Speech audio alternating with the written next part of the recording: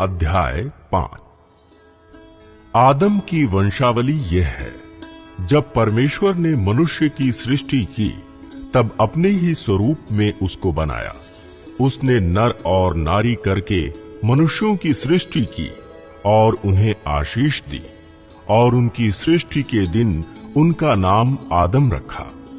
जब आदम 130 वर्ष का हुआ तब उसके द्वारा उसकी समानता में उसी के स्वरूप के अनुसार एक पुत्र उत्पन्न हुआ। उसने उसका नाम शेत रखा। शेत के जन्म के पश्चात आदम 800 वर्ष जीवित रहा और उसके और भी बेटे बेटियां उत्पन्न हुई। इस प्रकार आदम की कुल आयु 930 वर्ष की हुई। तत्पश्चात वह मर गया।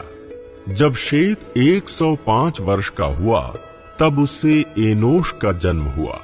एनोश के जन्म के पश्चात शेत 807 वर्ष जीवित रहा और उसके और भी बेटे बेटियां उत्पन्न हुई। इस प्रकार शेत की कुल आयु 912 वर्ष की हुई। तत्पश्चात वह मर गया।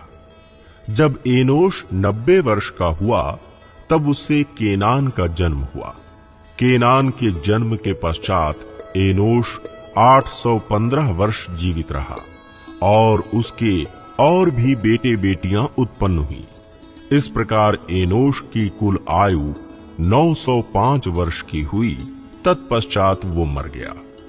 जब केनान 70 वर्ष का हुआ तब उससे महललेल का जन्म हुआ।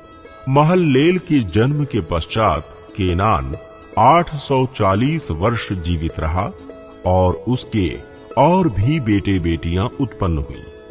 इस प्रकार केनान की कुल आयु 910 वर्ष की हुई। तत्पश्चात वो मर गया। जब महललेल 65 वर्ष का हुआ तब उससे एरेद का जन्म हुआ। एरेद के जन्म के पश्चात महललेल 830 वर्ष जीवित रहा और उसके और भी बेटे बेटियां उत्पन्न हुई। इस प्रकार महललेल की कुल आयु 895 वर्ष की हुई। तत्पश्चात वो मर गया।